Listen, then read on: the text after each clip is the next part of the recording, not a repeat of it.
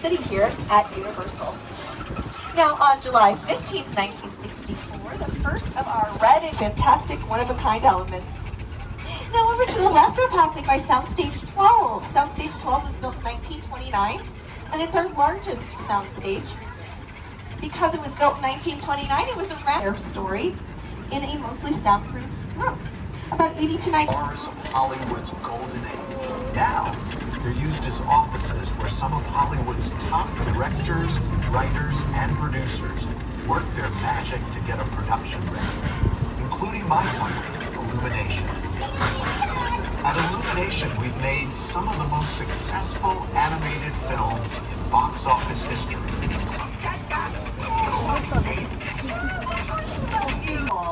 And that is a new workplace comedy starring Wendy McClinton-Covey, who you may remember from the 2011 film. Crossing into our back lot, so I'm going to turn it over to Jimmy Fallon once again.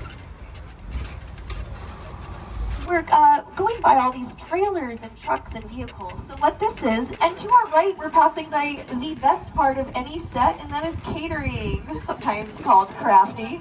Smells great. Oh, take a peek to our right. There's some set up going on over here. They've got some trucks, all sorts of equipment over there in our courtyard square area. And here to our right now, we're passing by this nicely decorated gazebo sort of yard area, and this is left from Ted Danson's current show, A Classic Spy. Now, our Metro sets have been used in many different film, TV shows, even commercials, and it really could embody any modern city, but typically I would say that our Metro sets play New York. So some examples of things that have filmed in this area include Bruce Almighty, and we've also used the Metro sets for the Blues Brothers. But there used to be something else that stood in this part of our lot from studio tours past. So I'm going to turn it over to Jack Black to tell you a little bit about what used to be in this spot. And self-action. Did you know the Metro sets were once the home to Hollywood's biggest star? Right here is where the original studio tour King Kong attraction resided from 1986 until...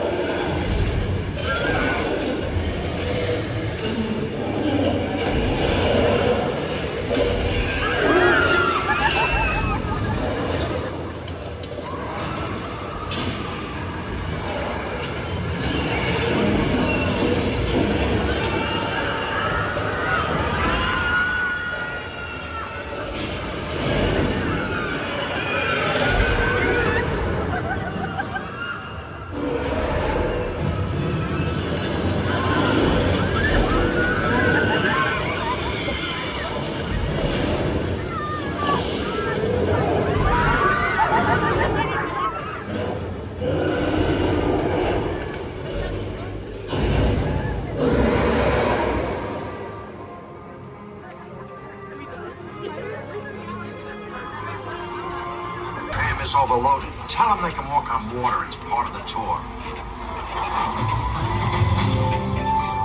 There have also been exploding water mines, torpedoes, and prop submarines as part of the action in the lake. But 3D. What an experience. Now we're heading to another part of our lot that is crucial to those Universal monster films, but some of you may not actually recognize Little Europe as a monster film location. You may recognize Little Europe as The Good Place. You, Eleanor Shellstrop, are dead. Cool. This location, the afterlife, come on. I've never ever seen this. You're in the good place. I'm not supposed to be here. I can't risk going to the bad place. Maybe it's not all that bad. How can I help you? What is the bad place like? Well, it doesn't sound awesome. And for my good place fans, we will be passing by the yogurt shop here shortly, so get those cameras ready. Now, Little Europe, that's a very generic name, and that's because we can make it more specific depending on what the production needs. You put the right language on the windows and the walls, the right decorations, and you can make it anytime, any place, real or fictitious. Now, currently, Little Europe has a very storybook feel. It's got the pastels and the window flowers, the curtains. It didn't always look this way. Back when we were making those monster films, it had more of a Gothic Bavarian feel to it, so it's much different. Over to our right, we're passing by an area of our Little Europe known as the Court of Miracles. And the Court of Miracles was vital in all of those monster films because that is where they filmed many of those scenes where the townsfolk have their torches and their pitchforks and they are ready to hunt down the monster terrorizing their town. Here's a little of what that looked like. What is it now? The monster. He's in the woods. Get out of that house. Raise all the men you can, lock you in an indoors and wait for me. I'm ready! Go! Your torches and go!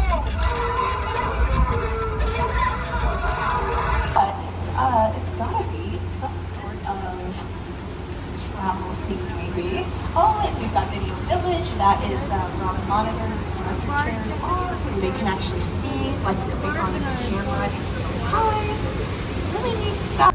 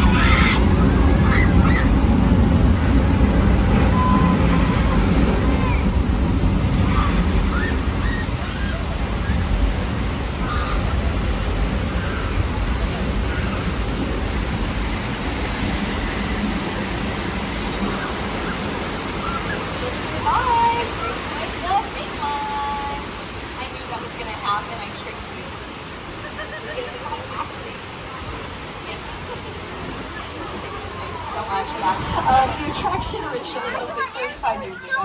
The restroom is full ready to get my attention, and I'll be back to assist you when it's safe to do so, but do remain seated on the tram.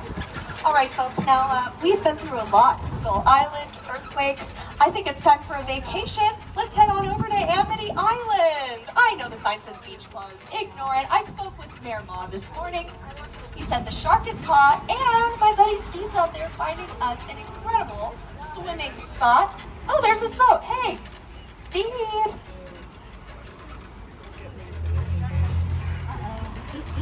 Uh-oh.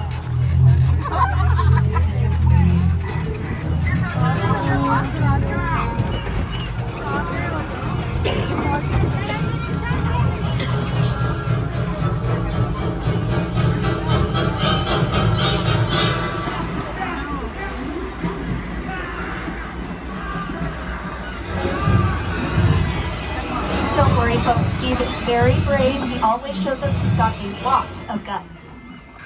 Clear the area! Repeat, clear the area!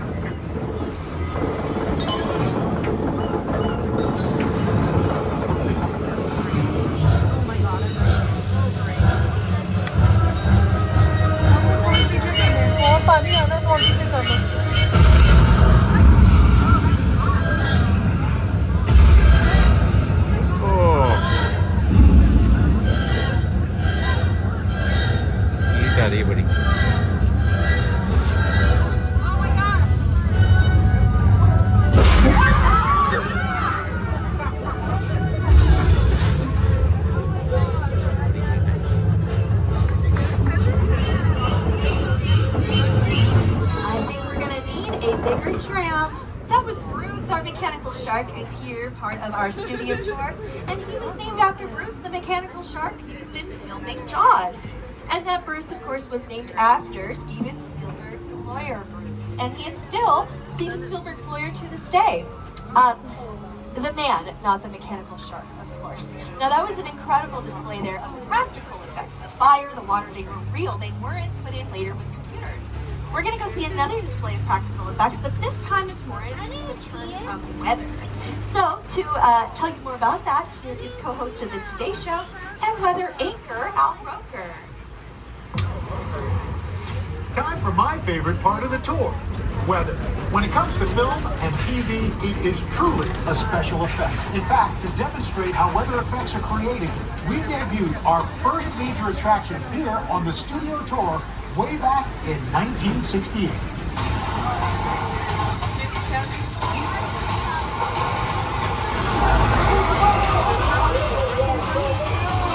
Welcome to the only part of the back park with a 100% chance of rain. The flash flood.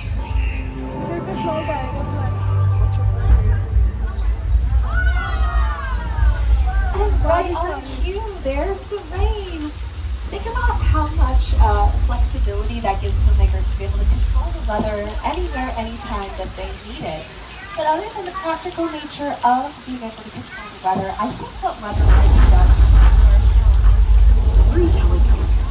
Think about how much more romantic those scenes are when the rain is coming down, right? When you're embracing, or think about maybe your favorite river. How much more spooky are those scenes when they've got the lightning and thunder and folks, hang on!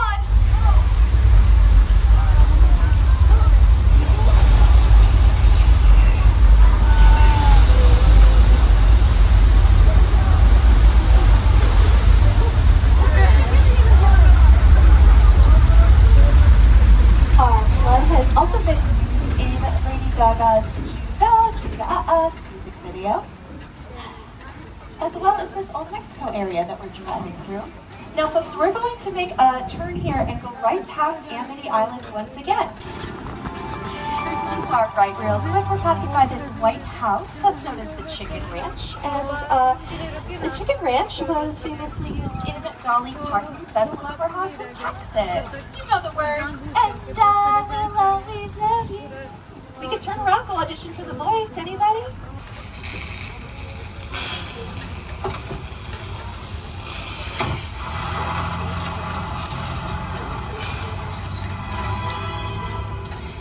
Now, this is a real 747, for any of you wondering. It was already decommissioned, and they bought it from what they call a plane graveyard up in the Mojave Desert. So if you're not from this area, that's pretty straight north of LA County. If you are from this area, maybe if you took that route, you may have passed by it if you, say, drove to Las Vegas. Now, it's torn apart for a couple reasons. The most important, of course, is the storytelling element of the disaster film they were making. But it also had to fit under all of those freeway overpasses coming down here to LA. Now, they bought the plane for about $60,000. I don't know how often you buy planes, but that seems like a pretty good deal to me. But shipping cost about $200,000. So they always get you on the shipping and handling costs, don't they? Now, folks, as we leave War of the Worlds, we're coming up on a very iconic home to our right. The home of the Bates family. Now, as we go through, look in those top windows, you may see Mother up there. She rocks, by the way. Now, the film Psycho, fun fact, was the very first film to show a flushing toilet on screen. Yes, that is the only potty humor I have as part of my tour, though, for you. Now, a more serious fact about the film Psycho. It was a film that actually really helped establish the concept of movie time. So now, when you want to see a movie, you used to look in the paper, you look online, and you see what time it starts, and you get to the theater, and you watch it from start to finish. It didn't used to be that way. You used to pay, and all the movies were just shown on loops all day long, and you would go in at whatever time, or whatever part of the movie was playing, and you'd watch it until it looped back to where you started. And it was very important to Alfred Hitchcock that People watched Psycho from the beginning to the end, and so he worked diligently with movie theaters and with the studio to make sure that people only were permitted to enter at the beginning. So we can credit that film for really helping establish that concept of movie times. All right, folks, now we have a special treat as part of our 60th anniversary. For the first few decades of the studio tour, one of our hallmarks was a visit to Prop Plaza, where guests disembarked for once-in-a-lifetime photos and to interact with characters, vehicles, and props from their favorite productions. So just for our 60th anniversary, we have brought that opportunity back. Now be careful, folks. I hear Mr. Norman Bates hangs out around these parts, so watch your back. Now, this is a limited stop. You will be boarding a different tram with a brand new guide and driver, so make sure you gather all of your belongings and watch your step. My name was Michelle, your driver was Richard, and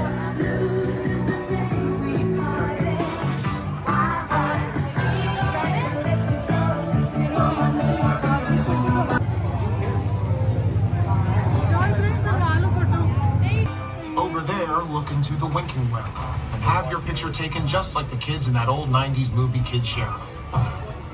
That's what this whole place is loosely based on. Remember that one? No? Why? A little further down, you can see the brand new Star Lasso experience. Built to showcase an unbelievable new live show. It's not looking so live anymore. Anyway, behind this Hollywood fantasy of a gold rush frontier town lies a sinister secret. It is smack dab in the center of the UFO hotspot.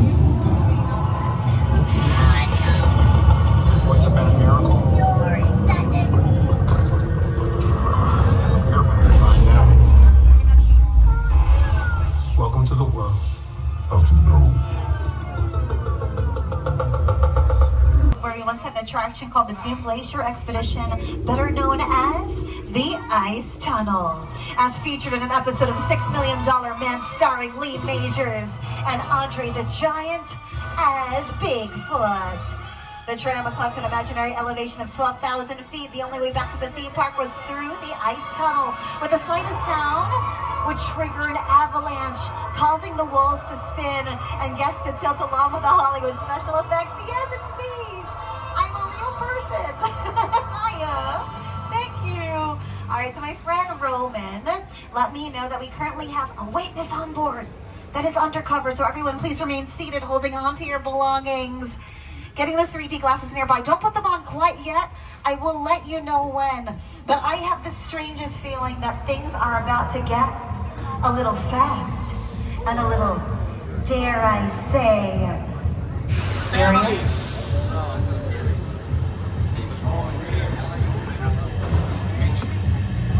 Buddy Hobbs asked us to snatch you, Shaw, for a while. Brought you in our secret spot. All right, look, guys, we're gonna keep Shaw from finding you, but to keep you safe, we need your help. We don't want the syndicate tracking us here, so put away your cameras and turn off your cell phones. One flash or one ringtone can give us away. I need y'all to take it. We don't work for nobody. I suggest you clear out of here, otherwise we can't guarantee your safety. Guarantee my safety? I'm the one holding the gun. Yeah, but mine's a whole lot bigger than yours. Escort this novice out. Let's go, Cookie Puss. You got an ugly suit on, man. It's cheap. Somebody out there really pissed off Shaw. It's gonna get ugly fast. Yeah, don't worry. Lucky for you, our whole family will protect you. Are you kidding me, Roman? You didn't shut off your phone, bro? I gotta call you back. I'm in the middle of something. See what I'm talking about? Call you back. Man. It was on vibrate. Short traced us. Ops can't hold it forever. Buddy, Roman, we're up. Driver, move that vehicle. It's that time, my friends. Slide on those 3D glasses, because we need to be incognito. Mona Lisa's all And don't worry, right with next Tony door. behind the wheel or in safe hands. I don't want Shaw to find us. I'm gonna mute my mic. I'll see you on the other side. Good luck.